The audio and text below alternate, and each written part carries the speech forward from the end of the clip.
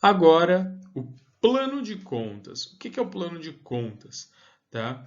É o conjunto de diretrizes que regulamentam, que normatizam, padronizam as contas que são usadas. Então, existe um padrão que é usado pela contabilidade, pelos contadores, tá? Para todas as contas terem o mesmo nome e o mesmo significado conceitual. A conta estoques, né? A gente vai subdividir em estoques para produtos de venda, estoques de material de expediente, né? Que não é para venda, não é para troca, é para uso, né? Estoque de material de expediente, que é o copinho de água que a gente usa lá para tomar e joga fora, o papel higiênico que a gente usa na nossa empresa lá para os funcionários e depois isso é descartado, tá bom? Então esse conjunto de tópicos, né? O plano de contas é um listão. Aqui para frente a gente vai mostrar um exemplozinho resumido, simplificado, porque conforme eu já falei, é um curso de administração de empresa, um curso técnico. Então, não dá para a gente pegar uma lista imensa que o contador usa mesmo, uma lista enorme. Tem um número imenso de subdivisões. Só para explicar aquilo a gente ia gastar vários dias. Como o nosso curso é um curso mais rápido, a gente não pode perder o tempo com isso. Tá? Mas é importante que vocês saibam que existe essa lista imensa com a padronização dos nomes, tá? De cada uma das contas. Por que é importante ter a padronização? Porque aí, meu caro, você faz a contabilidade da sua empresa, os mesmos critérios que um McDonald's, que o Corinthians usa para fazer a contabilidade da empresa deles. E aí a gente consegue fazer análises comparativas entre as empresas, mesmo elas sendo diferentes, porque elas usam o mesmo padrão. Então a gente consegue fazer análises e perceber qual empresa está sendo gerida de uma forma melhor, certo? Então aqui, ó, nós temos, né, um balanço patrimonial e a gente pode adotar, inclusive, né, o que a gente faz aqui dentro do curso de contabilidade aqui do técnico, a gente acaba adotando este modelinho aqui como a nossa referência para plano de contas, tá? Então, essas aqui são as contas patrimoniais. Como a gente organiza as contas patrimoniais e organiza isso dentro desse relatório aqui, tá? Que tem o mesmo formato, esse que eu estou mostrando aqui para vocês, tem o mesmo formato do balanço patrimonial, do relatório no qual nós mapeamos todo o patrimônio da empresa, né? Todos os bens e direitos da empresa e todas as obrigações da empresa, tá? E aqui obrigações com terceiros, aqui é com os sócios, certinho? Então, é isso aí. Nós temos aí as principais contas. Conta caixa, onde a gente guarda o dinheiro vivo, né? Onde a gente registra a entrada e saída de dinheiro vivo. A conta banco, que é a entrada e saída de dinheiro no banco, né? Clientes, que provavelmente aqui faltou, né? Digitar a receber, tá? Que é quando a gente faltou digitar a receber aqui, tá bom? Quando a gente vende para o nosso cliente, dá prazo para o cara comprou a nossa empresa no cartão de crédito. A gente ainda não recebeu, mas nós temos o direito a receber, certo? Duplicatas a receber, são os boletos que a gente manda para os outros pagarem, promissórias, que eu já expliquei o que é. Alguém, né, a gente pega a nota promissória de alguém depois se compromete a pagar. Mercadorias em estoque, mercadorias em expediente, tá bom? E aqui nós temos de novo duplicatas e promissórias, tá? Aqui é o ativo circulante, aqui é o ativo não circulante, outro erro em digitação, não circulante, certo? Aqui temos o passivo circulante e o não circulante, ativo circulante, ativo não circulante. O que a gente separa, né? Como a gente separa um do outro? O ativo circulante e o passivo circulante é tudo a menos de um ano. Ativo circulante é tudo que a gente consegue transformar em dinheiro de uma maneira fácil e simples em menos de um ano. Tá bom? Então essas duplicatas promissórias a receber, os clientes aqui que nos pagaram no cartão de crédito, todo mundo vai pagar a gente em menos de um ano. O estoque de mercadorias está lá para a gente vender aquilo o mais rápido possível, né? Porque estoque é dinheiro parado e dinheiro parado na empresa não vira. A gente tem que vender esse troço rápido. Então, por que a gente tem duplicatas aqui e aqui? Aqui são duplicatas nas quais nós temos direito a receber depois de um ano, certo? Promissórias que nós temos direito a receber depois de um ano. Agora, computadores, imóveis, instalações, né? Móveis e utensílios, veículos, fundo de comércio, também, né? A gente consegue, é um investimento que a gente consegue resgatar aí para mais de um ano, tá? Então, essas coisas aqui, né? Veículos, imóveis, até o computadores, instalações, são coisas de infraestrutura da empresa. Ela não circula, a gente não compra isso. Nosso negócio aqui, por exemplo, uma loja de calçados, essas coisas servem para dar suporte à realização do serviço. Tá? Então, por isso que fica no não circulante. A gente pode até vender essas coisas quanto empresa, mas não é o objetivo, certo? E aqui, no passivo circulante, a gente adota a mesma ideia. É tudo que a gente deve. No passivo, é tudo que a gente deve, ou para terceiros ou para os sócios. Então, aqui, tudo que a gente deve para menos de um ano e tudo que a gente deve para mais de um ano. Tá bom? E aqui embaixo no patrimônio líquido é o que a empresa deve para os sócios. É estranho dizer isso, né? Mas sim, a empresa deve para os sócios. Os sócios não colocaram lá o capital inicial para começar o negócio, sei lá, 100 mil reais para fundar a empresa. Então a empresa precisa depois devolver este dinheiro para os sócios. Tá bom? E como é que a gente organiza as coisas? Desse lado aqui a gente não está conseguindo ver a flechinha porque eu estou aparecendo aqui, né? Mas desse lado aqui a gente consegue ver a flechinha. A gente organiza pelo grau de liquidez, no caso dos ativos, tá? A ordem das contas ela é determinada por quanto a gente consegue transformar isso o quão rápido e fácil a gente consegue transformar isso em dinheiro. Por exemplo, o caixa é a conta que representa o dinheiro vivo da empresa, então ele é o primeiro. O banco é o segundo, porque está lá a gente vai sacar. É um pouco mais trabalhoso que o primeiro, então ele já ficou em segundo. O cliente, lá eu falei, né? O cara pagou no cartão de crédito. Aquilo está vinculado à nossa empresa.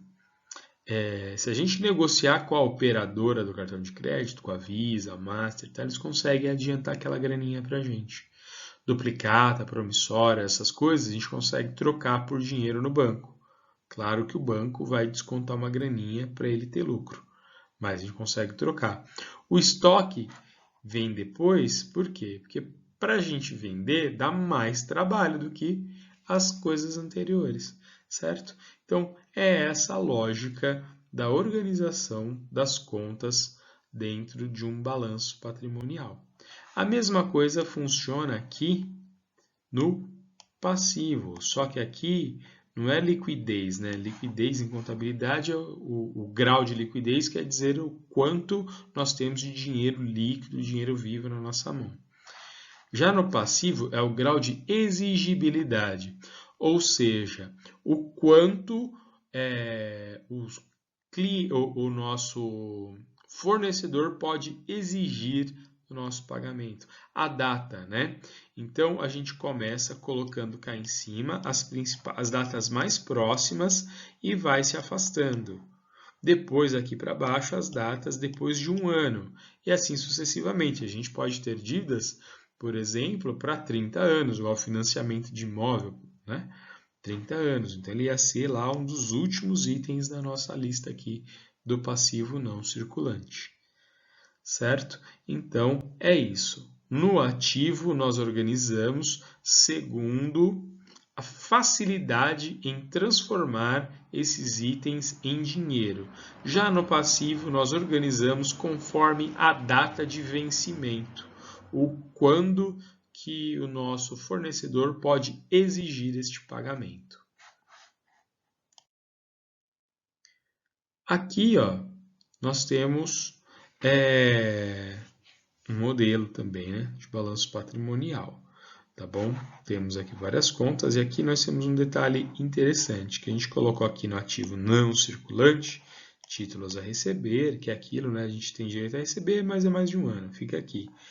Investimentos, que também a gente depois de um ano vai ter direito a receber, e os imobilizados, tá? Por exemplo, um veículo em contabilidade, aqui ele é considerado imobilizado, apesar de ele servir para a mobilidade. Por quê? Esse imobilizado quer dizer que o dinheiro da empresa está imobilizado naquele item. Está imobilizado em uma edificação, em um móvel, né, em uma máquina. Está imobilizado em um veículo. Certinho? Então, aqui,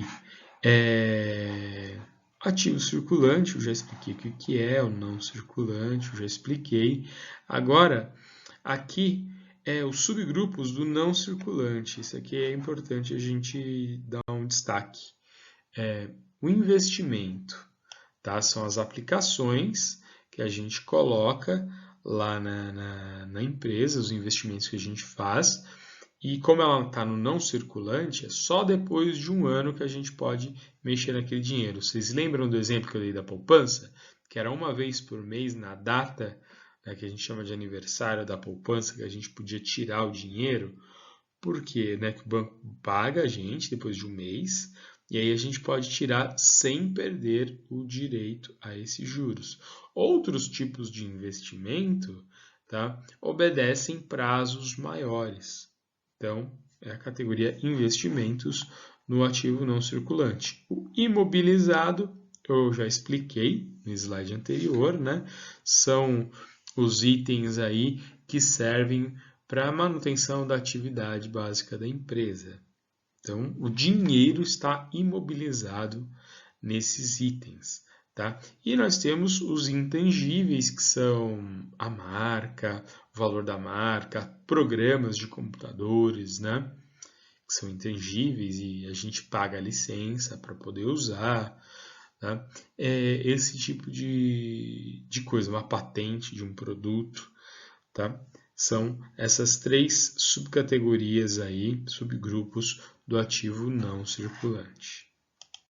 Agora nós vamos falar um pouco das contas de resultado. As contas de resultado não aparecem no balanço patrimonial. Eles têm um relatório próprio que é o demonstrativo de resultado do exercício, que elas servem para apurar mensalmente se a empresa deu lucro ou prejuízo, certo? Então as contas de resultado são contas que têm a característica da gente encerrar, zerar, quitar esse troço todos os meses. Então, por exemplo, conta de água, esgoto, né? Que é junto. Não sei se vocês já repararam lá na continha da Sabesp, vem lá, conta de água e esgoto.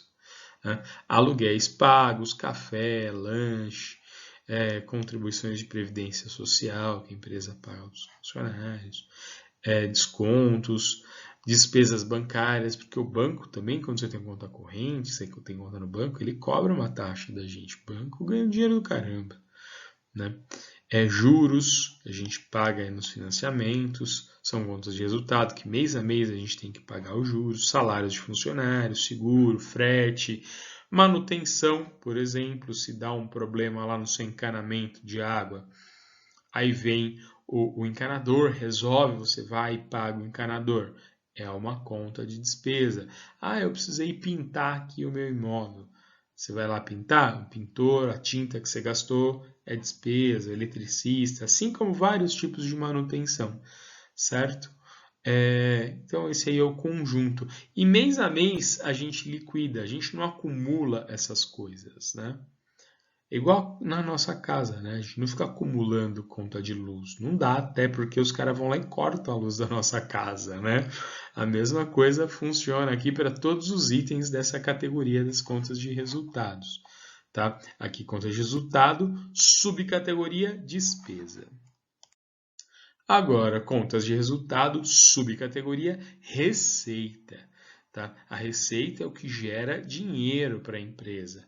Então, a empresa, a principal forma de geração de receita da empresa, geração de renda, é a venda. Vendeu, maravilha, gera receita. Tá? Mas a receita pode vir em outras formas. Por exemplo, a gente não fez a aplicação, nossa empresa está muito maravilhosa, tem 5 milhões de reais lá dando sopa. Nós vamos deixar lá na poupança dando 0,25% ao mês? Não, a gente vai e faz uma aplicação que gera, sei lá, 1% ao mês. Tá? A gente combina lá com o banco, deixar aquela grana lá, eles pagam 1% ao mês. Aí dá bastante até, né? E aí isso é os juros recebidos. A gente vai receber essa grana, tá? Sem fazer nada. Não é o negócio da nossa empresa. Nossa grande rede de loja de sapatos ganha dinheiro vendendo sapatos. Esses 5 milhões aplicados geram uma renda extra, tá? Então, aqui a empresa ganha receita de serviço, caso ela seja uma prestadora de serviço, venda de mercadoria, aluguel recebido, se por exemplo a empresa tem vários imóveis e não usa todos, ela pode também, tá? Alugar e receber essa grana.